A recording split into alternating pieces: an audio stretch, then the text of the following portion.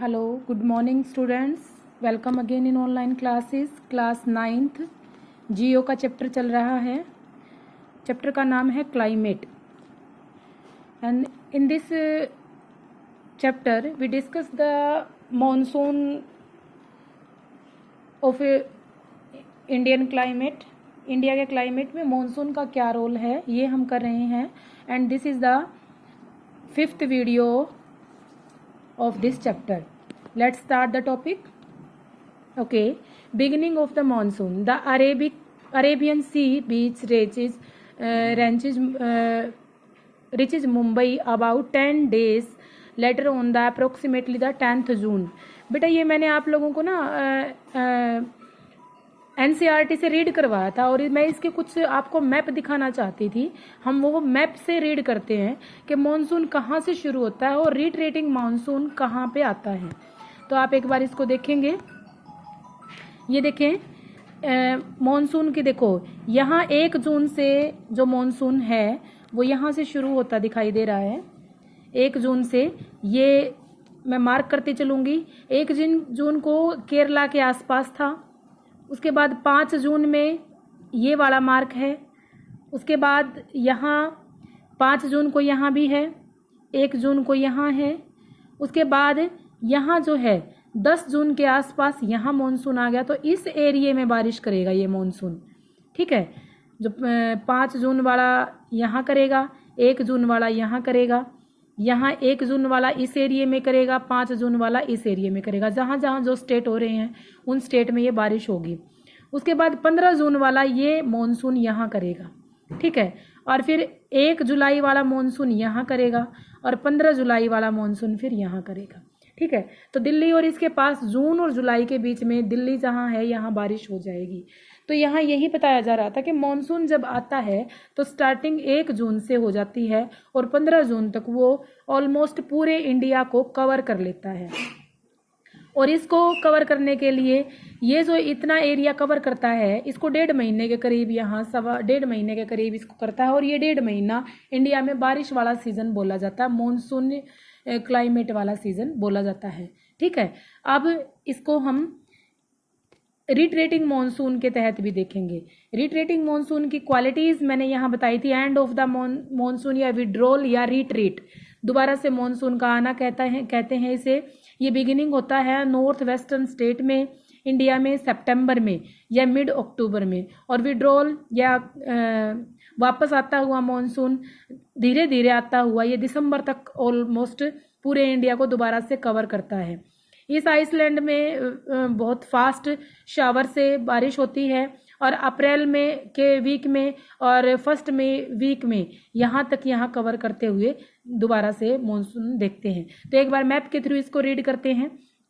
Retreating monsoon, अब उसी तरीके से जब हम रिट्रेटिंग मॉनसून देखेंगे तो जहाँ ख़त्म किया था वहाँ से 1 सितंबर के पास यहाँ, 15 सितंबर से यहाँ, उसके बाद 1 अक्टूबर इस एरिए में बारिश होगी, 15 अक्टूबर में ये बारिश होगी, 1 नवंबर में यहाँ बारिश होगी, 15 नवंबर में ये बारिश होगी, 1 दिसंबर में यहाँ और 15 दिसंबर में मॉनसून यहाँ चला जाएगा। तो रिट्रेटिंग मॉनसून में देखो ऊपर से शुरू हो गया और वापसी उसी दिशा में ये आ रहा है। तो रिट्रेटिंग मॉनसून इस तरीके से आएगा और स्टार्ट जो मॉनसून होगा वो जो आएगा वो स्टार्टिंग उसकी कहाँ से होगी, यहाँ से स्टार्टिंग होगी, ठीक है। इस तरीके से मॉनसून, ये कमिंग मॉनसून का ब्रस्ट यहाँ बोलते हैं। और जो दूसरी पिक है ये वाली, ये रिट्रेटिंग या वापस आता हुआ मॉनसून की पिक है, ठीक है। इसके अकॉर्डिंग आपने यहाँ से स्टडी करनी है अच्छे तरीके से। दोनों मैप अगर आपकी NCERT बुक में शायद नहीं दिए गए हैं तो यहाँ से आपने PPT के थ्रू इसको अच्छे से देखना है। वीडियो को एक बार पॉज करेंगे और उसके बाद इसको आप अच्छे से देखेंगे। Okay, let's start next. उसके बाद टॉपिक आता है 10 सीजन। सीजन हमारे पास 4 हैं। 4 सीजन में कौन कौन से सीजन हैं? Rhythm of the season is the hot weather, cold weather, south west season and the retreating monsoon का सीजन, या फिर हम इसको गर्मी, सर्दी, पतझड़ और बारिश का, ये 4 सीजन हम इनको बोलते हैं।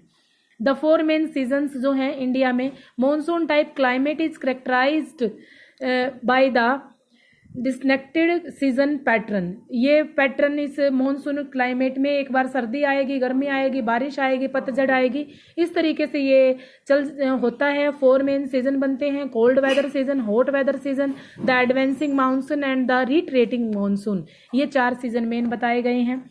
And next cold weather season, cold weather season की देखें, it extend from the December से और फरवरी तक। Vertical sun rays shift toward south hemisphere, North hemisphere experiences intense cold weather as this season is not well defined at South India. South India में इसका कोई effect ज़्यादा दिखाई नहीं देता, कोल्ड वेदर सीजन का इफेक्ट नॉर्थ इंडिया में ही ज़्यादा दिखाई देगा। Light wind blow make this season pleasant in the south India. South India में, साउथ इंडिया मीन्स नीचे का जो पोर्शन है यहाँ का, ये है साउथ इंडिया और ये है नॉर्थ इंडिया। नॉर्थ इंडिया में हिमालय रेंज है, इसलिए यहाँ से आने वाली हवाएं यहाँ सर्दी का मौसम बनाती हैं, लेकिन कोस्ट लाइन होने के आसपास यहाँ जो है सर्दी का मौसम खास असर नहीं पड़ता, लेकिन जो ठंडी ठंडी हवाएं चलती हैं वो उस मौसम को और भी खुशनुमा बना देती हैं। ओशनियल tropical cyclones visit stream coast line के आसपास जो हैं, इन कोस्ट लाइन के आसपास जो ओशन के आसपास साइक्लोन आ जाते हैं, इस सर्दी के मौसम में वो साइक्लोन हम फेस करते हैं। The next lies is the cold weather season winter. Cold weather season winter begins in the mid-November and the northern India of the still till February. December and January are the coldest month and the temperature decrease from the south to the north. And the average temperature of the Chennai on the eastern coastline is 24 to 25 Celsius. Chennai का temperature दिया गया है 24 से 25 Celsius winter में, but अगर हम northern plain area की बात करें तो यहाँ टेम्परेचर 10 से 15 सेल्सियस तक गिर जाता है। दिन गर्म होते हैं, रातें ठंडी हो जाती हैं। फ्रोस्ट जो है, धुंध पड़ना या बर्फ गिरना हिली एरिया में, वो नॉर्मली देखा जाता है इस सीजन में। During the winter in the northern trades winds blow from the land to sea, land से और सी की तरफ हवाएं बहती हैं, इसलिए most part of the country face dry season.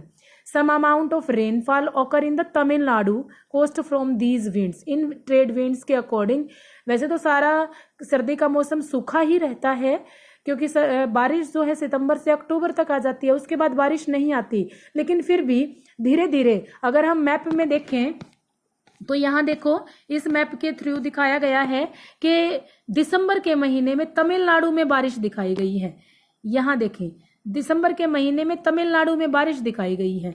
तो सर्दी के मौसम में आते आते यहाँ बात ये भी की गई है कि सर्दी के मौसम में तमिलनाडु के एरिया में जो है रेनफॉल दिखाया गया है। In the northern part of the country a feeble high pressure region develop with the high lighting winds and outward of sea area। Area coast line के आसपास जो है हाई प्रेशर विंड्स होंगी और जो लाइट विंड्स चलेंगी उसके कारण जो है वो एरिया में ये हवाएं चलेंगी नॉर्दर्न एरिया में। और इन्फ्लुएंस बाय द रिलीफ, वहाँ जैसा रिलीफ फीचर है, जैसी भूमि है, winds blow with the Ganga valley से to the west and the north west. The weather is normally marked by clear sky, low temperature and low humidity and favorable variable winds. Okay. Temperature जनवरी का temperature यहाँ दिखाया गया है। जनवरी में temperature यहाँ ऊपर के एरिया में 10 डिग्री सेल्सियस। देन जो नेक्स्ट आइसोबार्स बोलते हैं, जो आइसोबार्स होती हैं ये इन टेम्परेचर को और रेनफॉल स्टेटस को दिखाती हैं, वो 15 डिग्री सेल्सियस है। उसके बाद नीचे के एरिया में 20 डिग्री सेल्सियस, फिर 20 एंड 25 जो लास्ट की कोस्ट लाइन के आसपास एरिया है। तो हम जो गर्मी के मौसम में जो हमारे नॉर्मल टेम्परेचर रहता है 25 डिग्री, तो आप देखते हैं गर्मी के मौसम में आप एसी का 25 डिग्री टेम्परेचर करके रूम में रहते हैं और वो बहुत ही ऐसा खुला सा मौसम होता है जिसमें हमें ना सर्दी लगती है ना गर्मी लगती। तो कोस्ट लाइन के आसपास ऐसा ही मौसम हमें देखने को मिलता है। एंड प्लीज और जनवरी में देखें टेम्परेचर यहाँ ये दिया गया है 101 प्रेशर दिया गया है, सॉरी ये प्रेशर है जिन एरिया में 101 है और 76101 ये प्रेशर्स की रेंज है। ये शायद आपके सिलेबस में नहीं होंगी तो फिर भी देख लेना। Characteristic of the winter season में क्या कैरेक्टरिस्टिक्स होती हैं। In the northern plain, there is the inflow of the cyclones and distribution from the west and the northwest. And the low pressure stream आएंगी Mediterranean Sea में, Western Asia में, move into India along with the westerlies flow. The causes of the winter rains locally known as the महावत के नाम से यहाँ आने वाली वर्षाओं को बोलते हैं. Over the plain of the snowfall and the mountains. Although the amount of the rainfall is small, it is more important in the cultivating the rabi crops. Rabi crops के लिए बहुत इंपॉर्टेंट है ये वाला season. But the peninsular region does not have a well defined cold season. This is rare season change in the temperature pattern during winter due to the modern influence of the sea. modern influence of the sea के कारण जो पेंसुलर प्लेटो में है वो season पर ज़्यादा effect नहीं डालता. विंड डायरेक्शन विंटर में कैसी होंगी? विंड डायरेक्शन देखो, हिमालय के आसपास से जो डायरेक्शन में विंड्स आ रही हैं ये कोल्ड विंड्स होंगी. ये कोल्ड विंड्स आ रही हैं. इधर से घूम के जो विंड्स आएंगी ये कोल्ड विंड्स आएंगी. तो यहाँ से आने वाली सारी हवाएं जो होंगी वो कोल्ड विंड्स होंगी. विंटर रेनफॉल कैसे हो गए? Rainfall in the western distribution of the distribution दिया गया है. Rainfall due to the north west wind. North west wind के कारण जो बारिश होगी ये होगी. सर्दी के मौसम में बारिश जो होगी तमिलनाडु के आसपास होगी. और rainfall due to the westerns distribution. Westerns distribution के कारण बारिश यहाँ दिखाई गई है. ओके, नेक्स्ट जो है विंटर सीजन में, winter is the cold. Children dress warm to play in the snow. Snow में खेल रहे हैं. Animals need to the winter home. मतलब उनको सर्दी से बचने के लिए हम घरों के अंदर घुसते हैं या फिर उनके अलग अलग से दिखाए गए हैं हाउसेस, वहाँ की करेक्टरिस्टिक्स दी गई हैं. उससे आगे आता है हॉट वेदर सीजन.